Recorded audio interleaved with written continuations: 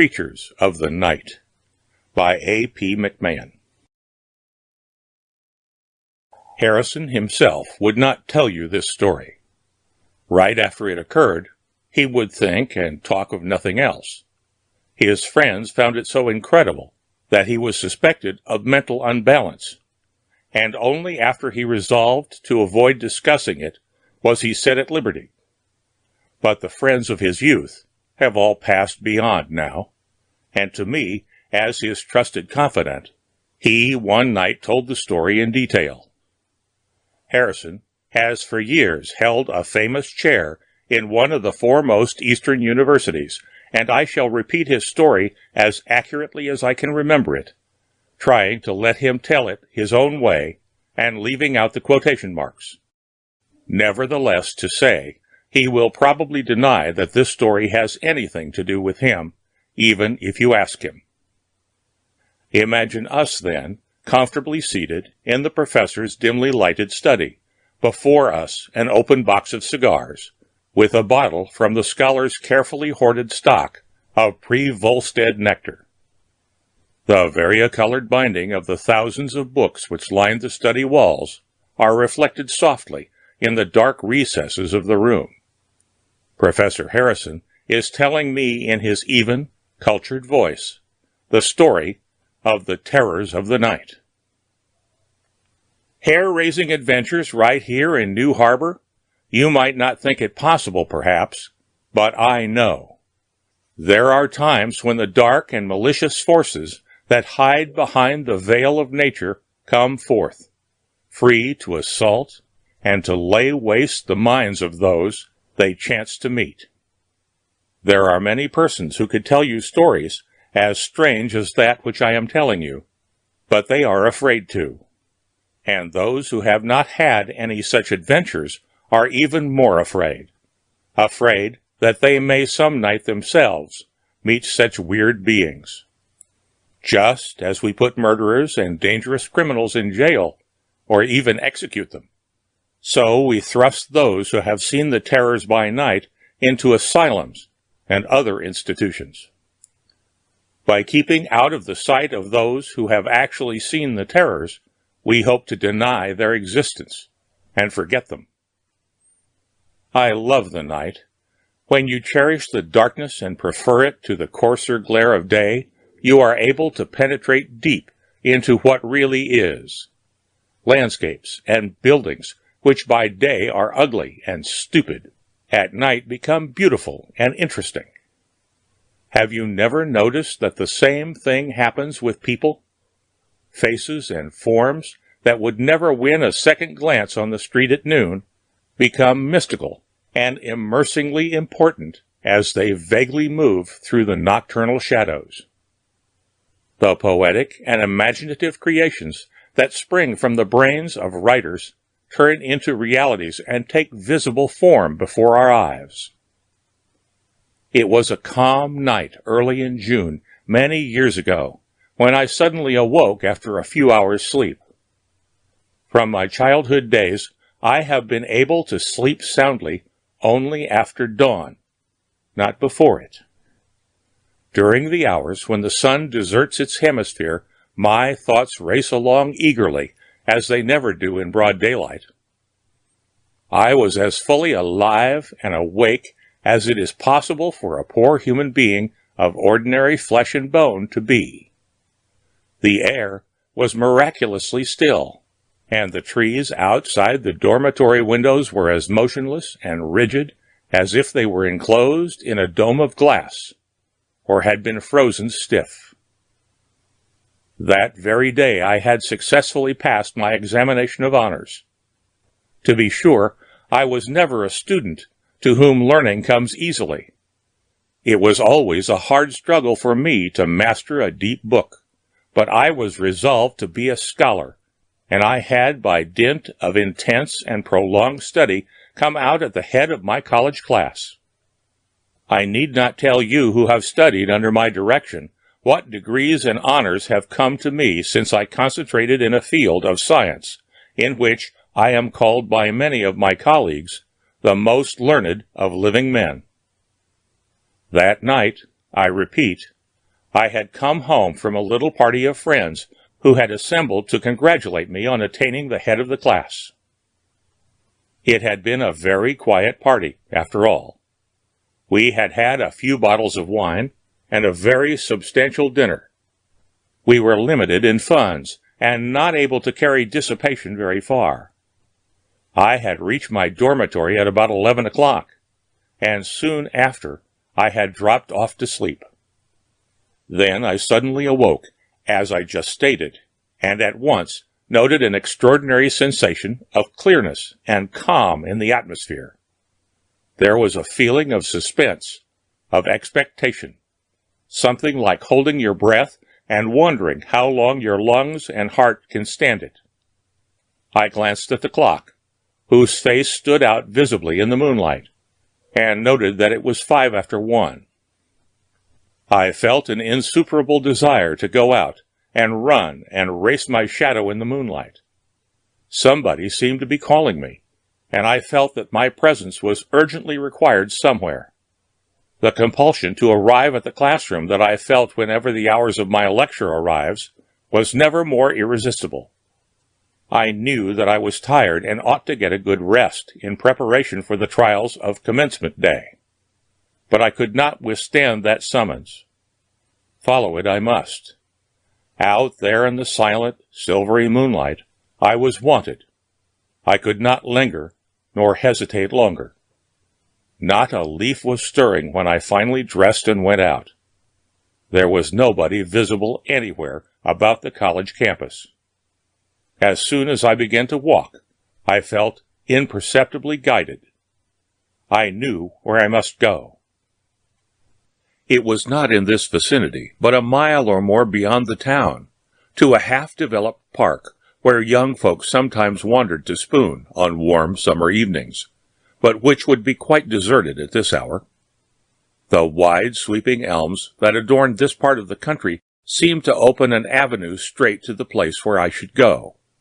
I hardly noticed the streets and the country roads along which I passed in haste. But these giant plants that have weathered the years and seen thousands of human beings scurry by only to disappear, while they still survive, were aware of me. They watched me in awe and amazement as they drew back their mighty arms and made way for me. Even so, I was bathed and drenched in a shower of peace and happiness. The obscurity of the cloudless night was soft and delicate. The moon looked down upon me with interest, and marked every step of mine. My shadow swung its arms wildly, dangling its legs, doubling and twisting its head as it fell on the smooth stone wall or fluttered along the wagon ruts. At last I reached the park. For a moment I stood undecided. In the distance I heard a sound. It was like the muffled, pleading groan of someone moaning in his sleep, filled with a strange, unknown distress whose nature we can only surmise. It must be there, I thought. All this time I was not afraid. I was protected and enveloped in an armor of confidence. No doubt something illuminating and potent would be revealed to me that night, though how or by whom I did not know. I hurried on. The spot whither I turned my steps was in a gully where the sand and clay had been washed out by a flood some years before, and the rough underbrush and bushes had never been able to hide the yellow and red undersoil that gleamed through the thick surrounding sod like a bleeding wound. Tales had been told of curious events noted by late passers-by in this remote and solitary spot. The headless body of an unclothed infant had been found there one morning. It was said that unsuspecting lovers loitering here had several times seen a headless, childlike form feebly stretching out its arms to them in the moonlight, a sight from which they had fled away in terror. But after the flood, which had torn out the scarred hillside, a tiny skull had been discovered and decently buried, after which nothing unusual had been observed, probably because the spot was avoided. While I had been somewhat interested in the supernatural, the subject was only slight importance in my studies, and I had reserved it for leisurely reading at some vacation period. I neither believed nor disbelieved at that time, and I was not afraid. It was rather darker than elsewhere at the entrance to the glen. My foot slipped several times as I cautiously descended its sloping sides. When I reached the bottom, I was disconcerted to note that even the grassy plains of the park had become gloomy. Although I had seen not a single cloud in the sky to threaten the moon's dominance of the heavens, something had happened. A great purple-black curtain had been drawn up across the skies and extinguished the moon and its light. In the midst of this gully there was a battered trunk of an elm that stood almost overturned, with knotted and twisted roots, some interlaced and twined like the snakes in the head of Medusa, some pathetically projecting like the stumps of a maimed and crippled human form. As I slipped and staggered among the roots and stumps, I was suddenly stopped. My foot was caught, jammed in between the roots, I supposed, and I attempted to pull it away. But I could not disentangle myself, so I stooped down to get a nearer view. A huge hand, sickly white, with knotted blue-black veins standing out on it, was gripped about my ankle. I looked closer and saw a long arm, angular and rigid, like the arm of a tarantula, lying along the ground, leading to the shoulder of a thick-set form, whose features I could not clearly perceive. But it was a man that held me in its strangest fashion, a man who was not himself nearer the ground, but was sitting, bent and crouched, on top of the weather-beaten stump of which I have already spoken. His arm must have been at least twice his own height, as it then stretched out and snatched me like a fly. And then the arm began to draw me toward him, the arm gradually disappearing into his shoulder as the tongue of an anteater is sucked back into its mouth.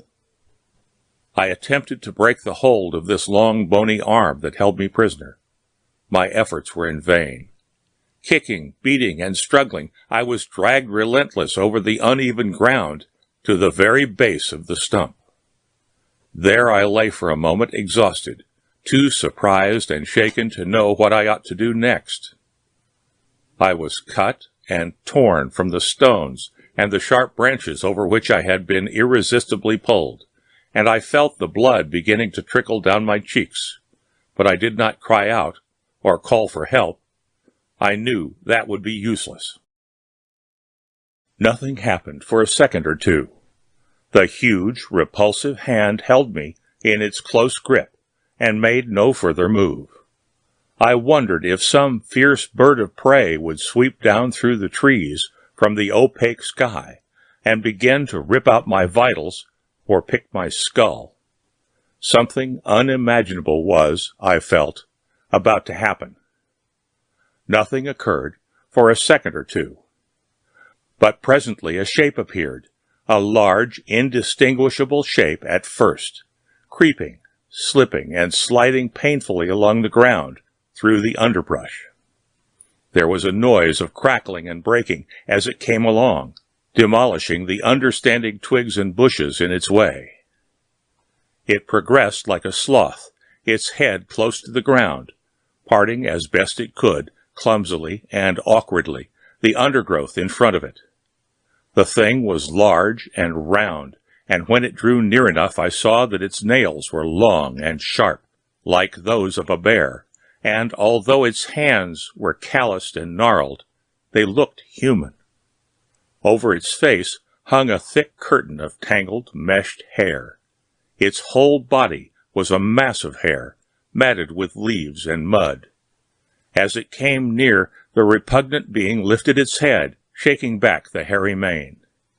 It had a small, circular mouth, and it puckered up its thick, bright red lips. It lifted its face toward me, sniffing suspiciously, with a nose so flat against its face from pushing along the ground that there was scarcely a sign of nostrils. I gazed fascinated and looked for its eyes. It had a slight trace of a forehead, but eyes there were none. I had been so terrified by this strange monster that I did not at first observe that still another being had approached me. It was coming from behind the tree stump, but I had seen enough to know that the unbelievable thing that crawled along the earth on its belly was, or had been, human. The third being then came nearer. It was tall and slender, moving with gentle grace, like a tall flower swaying in the wind, while the other two were of an odd hue, like the bark of a storm-stained tree. This was a pronounced green. The point that interested me most about this creature was its face. It was calm and dignified. I could see it clearly and definitely, although everything else was veiled by mist and damp, penetrating gloom. Her eyes were downcast, and a smile lingered on her lips, so faintly pink, although her cheeks were pale and transparent, as if they were molded of wax. This was a real human being, I thought. She seemed to be unaware of me. She came nearer with delicate steps, the soft green draperies fluttering about her like mossy streams hanging from the branches of some southern forest. But she did not seem to see us. Never once did she lift her eyes, nor did that sweet smile vary. Nevertheless, she made her way directly to me, and then placed one long, slender hand lightly on my arm, without once looking up. With the other hand she made a gesture, as if to arrange her flowing hair, or smooth her pale, waxy cheeks. Then I saw her face begin to revolve, like a door on its hinges. Her delicate, beautiful hands opened her waxy face as one might the door of a clock. Within was a grinning skull, with dark, clotted fragments of ligaments and blood vessels stretched across it. Consciousness left me then. For days I seemed to lay buried beneath the waves, miles and miles below the water, and from time to time I was gently cradled as the vast masses of ocean bed imperceptibly rose and fell.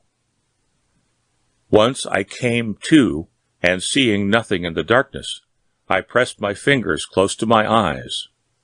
They were warm and smelled salty. They were covered with sticky blood. Whether my own or that of another, I could not tell. One morning, months later, as soon as I found out, I awoke to find that the sun was streaming in through the half-open window, and the curtains were making fluttering patterns of light on the bedspread. Some people came in, and I tried to tell them exactly what I had witnessed and been through, but they only looked pained and disturbed. I was surprised to find the weather so very warm, and at last discovered that summer was well advanced into August. One day a classmate, of whom I was very fond, came to see me, and I told him what had happened. He listened quietly and sympathetically to what I said. "But take it from me," he commented, "they will keep you locked up here as long as you think and talk about that. You and I know how strange and how evil those vile beings are that come abroad at intervals in the night. But I advise you to do all you can to forget them, and say nothing more about them to anybody." I have kept his advice. Few besides myself have ever heard me speak of it. But I am just as sure tonight, years afterward, as I am of those books and bottles, that what I saw and felt that night really exist. The end of Creatures of the Night by A. P. McMohan.